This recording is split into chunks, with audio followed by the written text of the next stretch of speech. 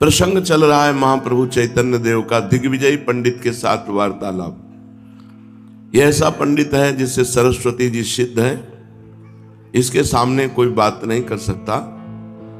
नवद्वीप में आकर इसने डंका बजवा दिया कि या हमसे शास्त्रार्थ करें या हमारे विजय पत्र में अपनी हार लिख दें, तो कोई इससे सन्मुख नहीं हो रहा था। महाप्रभु चैतन्य देव ने विचार किया कि अगर ये पंडित कभी गंगा किनारे हमको मिल जाए तो एकांत में थोड़ी चर्चा हो जाए, तो इसको पता चल जाए कि भगवान ने एक से एक बढ़कर विद्वान, एक से एक बढ़कर ज्ञानी बनाए हैं। पता लगाया विद्यार्थियों से कई बजे गंगा जी आता है, तो बताया शाम टाइम आता है। महाप्रभु अपने परिकर के साथ गंगा किनारे बैठकर ऐसे इस शास्त्र की चर्चा कर रहे थे। इतने में इशारा हुआ कि वो देखो दिग्विजय पंडित आ रहा है। दिग्विजय पंडित गए, गंगा जी का आचमन किया, प्रणाम किया, लौटे तो देखा कुछ विद्यार्थी जन तर्क विवाद कर रहे, तो ऐसे ही मनोरंजन के लिए खड़े हो गए। जो ही देखा तो सब खड़े हो गए, आओ आओ महाराज, आसन बिछाया, बैठा ले। महाप्रभु ने अपने उत्तरी वस्त्र बिछा दिया, बड़ा सम्मान किया। उन्होंने पूछा महाप्रभु से, आप किस ग्रंथ के विद्यार्थी हैं? तो अन्य विद्यार्थियों ने बताया इनका नाम निमाई पंडित है, विद्यार्थी नहीं अध्यापक है। अच्छा अच्छा, हमने भी नाम सुन रखा है, चलो करो आपस में चर्चा। तो उनका महाराज आपके सामने क्या चर्चा करें, हम लोग तो सब आपके शिष्य और पुत्र के समान हैं, आप ही कुछ सुनाओ। बस अवसर मिला अपनी विद्वता का प्रभाव दिखाने का। 100 श्लोक नवीन तत्काल रचकर गंगा जी की महिमा के गाए। सब आश्चर्यचकित हो गए। महाप्रभु ने कहा कि किसी एक श्लोक की आप व्याख्या करके बता देते तो अच्छा था। तो तुरंत प्रश्न का उत्तर देते हुए दिग्विजय ने कहा, आप ही कोई श्लोक बता दो, जो हमने श्लोक बताया उसी की व्याख्या कर दें। उसको था धारा प्रवाह 100 श्लोक अभी हमने बोले हैं, तो हमारे श्लोक को कोई कंठस्थ या पकड़ सकता ही नहीं, क्योंकि अभी अभी की रचना है। महाप्रभु ने महात्म गंगा आया इस श्लोक को पूरा पढ़ा और कहा इस श्लोक की व्याख्या करो। वो आश्चर्यचकित हो गया कि 100 श्लोकों में से बीच से एक श्लोक पूरा कंठस्थ कर लिया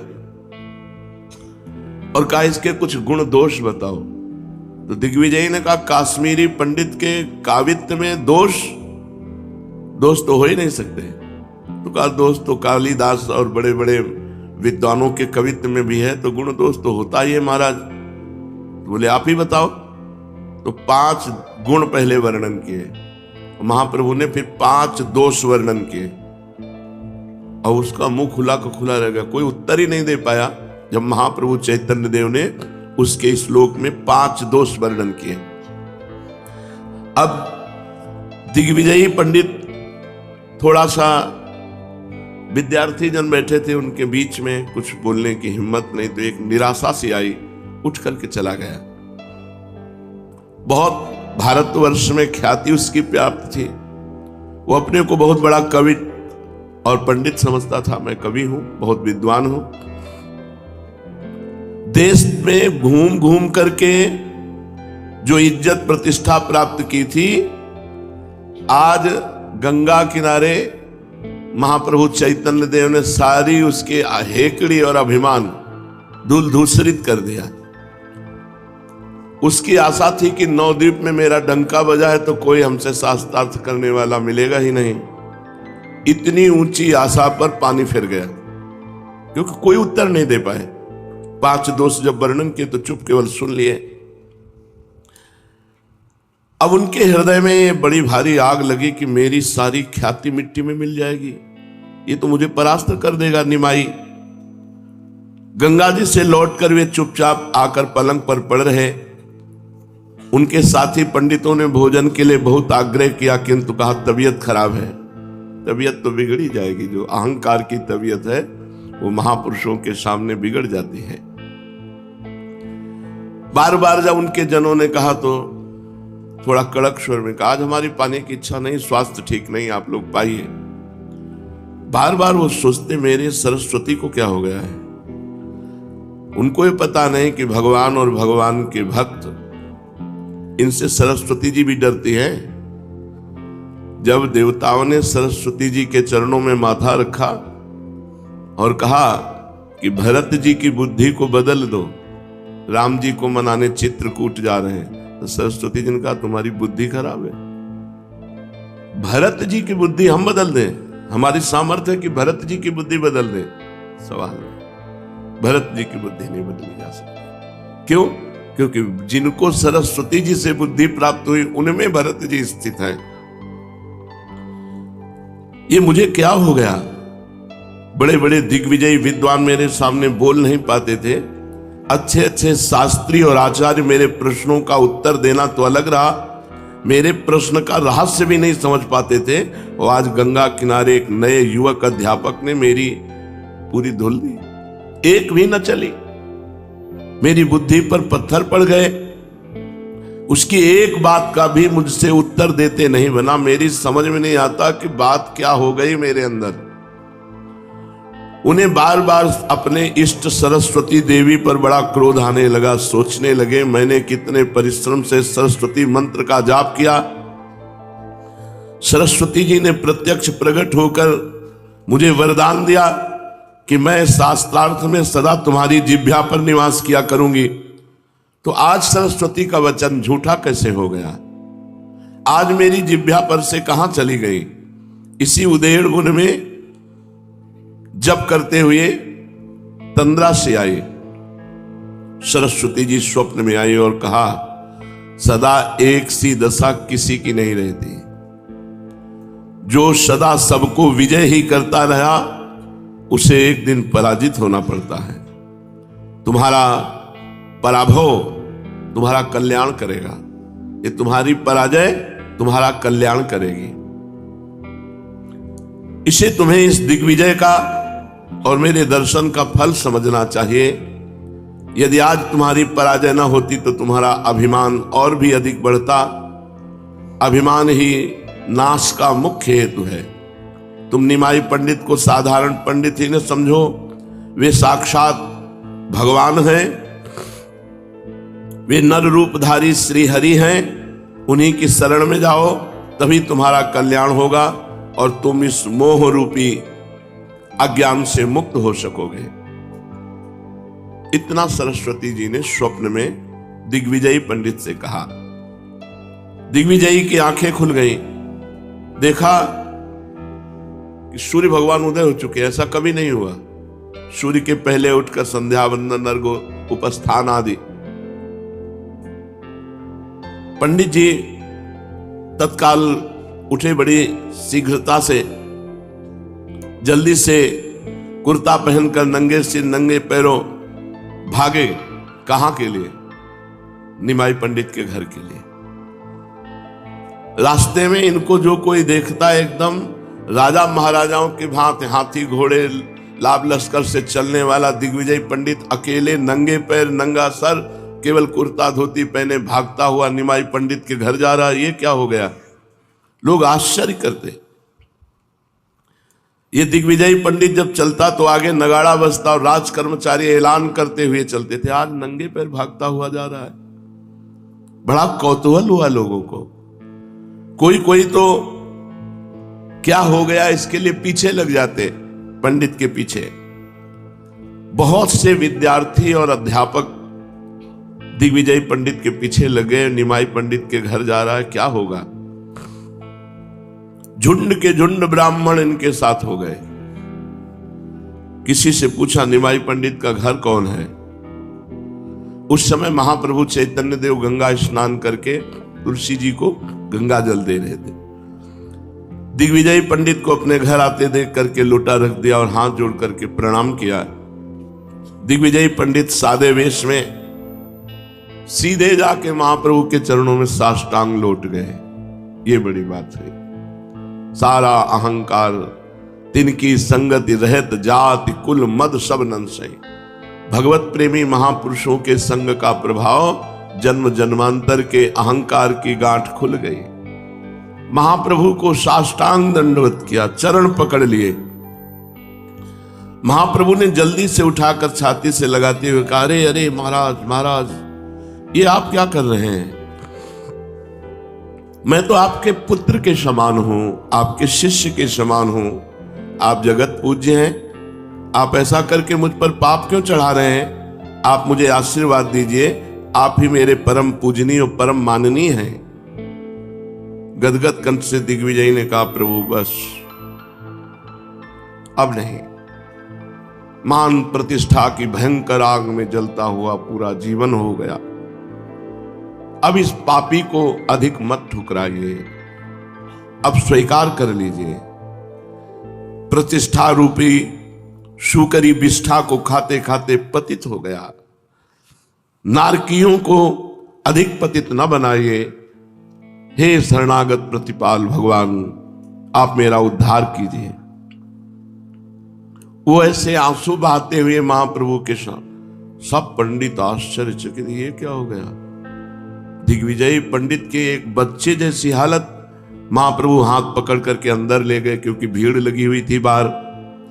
आसन में बैठाला और बैठा कर कहने लगे, आप ये क्या, आप पैदल यहां तक कष्ट किया, सेवक भेज देते, मैं आपकी आज्ञा से दौड़ता हुआ आपके पास आता। मालूम होता है आप मुझे सम्मान प्रदान करने और मेरी इस टूटी फूटी कुटिया को पावन करने के निमित्त यहां पधारे हैं। मैं अपना परम सौभाग्य समझता हूं। आज मेरा ये घर पावन हो गया, मेरी विद्या सफल हो गई, जो आप जैसे महापुरुषों के चरण हमारे यहां पड़े। दिग्विजयी पंडित सिर नीचा के आंसू बहाते हुए चुपचाप प्रभु की बातें सुन रहे थे। वे कुछ भी नहीं बोल रहे थे। इसलिए प्रभु धीरे धीरे फिर कहना आरंभ किया, वो कल की बात के लिए मुझे बड़ी लज्जा आ रही है। मैंने व्यर्थ में ही कुछ कहकर आपको दुख पहुंचाया, तो आप कुछ अन्यथा न समझें। बस हम सब विद्यार्थी जन बैठकर शास्त्रार्थ कर रहे थे, शास्त्र की बातें कर रहे थे, वैसे ही आपसे बात कर ली। वैसे आपने पूरे नवद्वीप में सुना होगा मेरा बड़ा चंचल स्वभाव है। उसी चंचल स्वभाव के वश आपकी कविता में गुण दोष का वर्णन किया। आप सब बातें भूल जाओ। मैं ऐसे ही बकने लगता हूं। चंचलता के कारण मैं छोटे बड़े का ध्यान नहीं करता। ऐसा लगता है कल मुझसे अनुचित बात हो गई, मेरे मुख से कुछ ऐसा निकल गया जिससे आप दुख पाए, मैं क्षमा चाहता हूं। अब दिग्विजयी चुप नहीं रह पाए, अधीर होकर बोले, बस प्रभु बस, अब मुझे अधिक वंचित न कीजिए। मैं ऐसे भाग के नहीं आया। मेरे इष्ट देव सरस्वती ने रात में स्वप्न में मुझे बता दिया, मेरे उद्धार का उपाय एकमात्र आपके चरणारविंद है। प्रभु ने कहा, आप कैसी बातें कह रहे हैं? आप शास्त्रों के मर्म को भली भांति जानते हैं, फिर भी मुझे सम्मान देने की दृष्टि से आप ऐसा कह रहे हैं। मैं निवेदन करता हूं, असल में मनुष्य का एकमात्र कर्तव्य प्रभु के चरणारविंद में प्रगाढ़ प्रीति उत्पन्न हो जाना। वही धर्म, वही कर्म, वही जोग, वही ज्ञान, वही विद्या सफल है, जिससे भगवान के चरणों में सुदृढ़ प्रीति हो जाए। ये जो आप हाथी घोड़ों को लिए साथ घूम रहे हैं, ये भी ठीक है, किंतु इनसे सांसारिक मान प्रतिष्ठा भोगों की प्राप्ति हो सकती है, भगवत प्राप्ति तो नहीं ना। आप जानते हैं, वाग वैखरी शब्द झरी शास्त्र व्याख्यान कौशलम विदुषामि वैदुष्यम भुक्तये न तु मुक्तये। बहुत वाणी प्रवीण है बोलने में, वाग वैखरी, धारा प्रवाह, लक्ष्यदार भाषण, ये सब सांसारिक भोग मान प्रतिष्ठा दिला सकते, भगवत प्राप्ति नहीं। न तो मुक्त है, माया से मुक्त नहीं करा सकते, प्रभु के पाद पद्मों की प्राप्ति नहीं हो सकती। ये सांसारिक प्रतिष्ठा, ये महत्व है ही क्या? जो आज है कल नहीं रहेगी, विश्वास करो। इस मान प्रतिष्ठा को जो अपने में स्वीकार कर लिया, अहंकार बढ़ाकर कल दुखी होगा, क्योंकि जो आज स्थिति वो कल नहीं रहेगी, जो कल रहेगी वो परसों नहीं रहेगी। ये परिवर्तनशील संसार है। मान प्रतिष्ठा की प्राप्ति के लिए प्रयत्न करना व्यर्थ है। महाराज भर्तृहरि ने इस बात को भली भांत समझा था। वे स्वयं राजा थे, सब प्रकार के मान सम्मान और संसारी भोग पदार्थ उन्हें प्राप्त थे। उनकी राजसभा में बड़े बड़े धुरंधर विद्वान दूर दूर से नित्य प्रति आया ही करते थे, इसीलिए उन्हें इन सब बातों का खूब अनुभव था। वे सब जानते थे कि इतने भारी भारी विद्वान इज्जत प्रतिष्ठा और अनित्य तथा दुख का मुख्य हेतु बताने वाले धन के किस प्रकार आसक्त हैं। इन्हीं सब कारणों से उन्हें परम वैराग्य हुआ और उन्होंने अपने परम अनुभव की बात एक श्लोक में बताई कि किम वेदैः स्मृतिभिः पुराण पठनैः शास्त्रैर् महाविस्तरैः स्वर्ग ग्राम कुटी निवास फलदैः कर्म क्रिया विभ्रमैः मुक्त्वैकं भवबन्ध दुःख रचना विध्वंस कालानलम स्वात्मानंद पद प्रवेश कलनम शेषावणिक वृत्तयः। श्रुति स्मृति पुराण बड़े विस्तार के साथ शास्त्रों के ही पठन पाठन में जिंदगी लगाए रहने से क्या होता है? बस इनसे बहुत ज्यादा प्राप्ति होगी तो स्वर्ग की प्राप्ति होगी। स्वर्ग में अपने पुण्यों का भोग भोगने के बाद फिर आपको मृत्यु लोक में जन्म मिलेगा। क्या हुआ आपके कर्मकांड की क्रियाकलाप से? क्या हुआ आपके शास्त्रों के कंठस्थ करने से, शास्त्रों के स्वाध्याय से?